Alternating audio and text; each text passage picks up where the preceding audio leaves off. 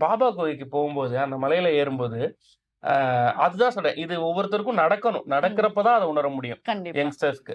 ஆனா இது நடக்கும். எல்லாருக்கும் நடக்கும் நிச்சயமா. அப்படி மேல போம்போது, அந்த பயணம், அந்த பயணத்துக்கு அப்புறம் அந்த குகை, அந்த குகையில உட்கார்ந்து ஒரு 1 ஹவர் தியானம். இது எல்லாமே நடந்துச்சு. ஆனா அந்த பயணத்துல எனக்கு திருப்பி, திருப்பி, திருப்பி ஒரு கேள்வி இருந்துகிட்டே இருந்துச்சு. ஓகே. நம்ம வரோம். நமக்கு இத்தன பிரச்சனைகள் இருக்கு. நமக்கு வந்து ம். அடுத்த கட்டம் சில விஷயங்கள்லாம் இருக்கு. அதெல்லாம் நடக்காம தடவ அது இதுன்னு ஏதேதோ மனசுக்குள்ள நெறைய கவலைகள வச்சுக்கிட்டு தான் இந்த இடத்துக்கு வந்திருக்கோம். இது எனக்கு கிடைச்சா நல்லா இருக்கும். இந்த பீஸ் கிடைச்சா நல்லா இருக்கும்னா, ம். அந்த பீஸ் நமக்கு கிடைக்குது. சூப்பர் ஸ்டாருக்கு என்ன இல்ல? கண்டிப்பா. அவர்ட்ட பேர் இல்லையா? பணம் இல்லையா? புகழ் இல்லையா? அவர்ட்ட என்ன இல்ல? தலைவர் ஏன் இந்த வயசுலயும் அந்த இடத்துக்கு வராரு? ம்.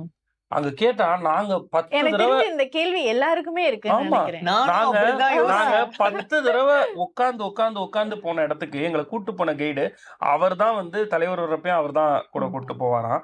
ஸோ அப்போ வந்து அவர் சொல்றாரு, நான் மேல போயிட்டு தான் கேட்டேன். தலைவர் எத்தன இடத்துல உட்காருவாருன்னு. ம். ஒரு இடத்துல கூட உட்கார மாட்டாருன்னாய்ங்க. ஓகே. கடைசியா வந்தப்ப, கடைசியா 3 மாசத்துக்கு முன்னாடி வந்தப்பயும் அவர் உட்கார்ந்தது இல்ல அப்டின்னாய்ங்க. எனக்கு அது பெரு வியப்பு.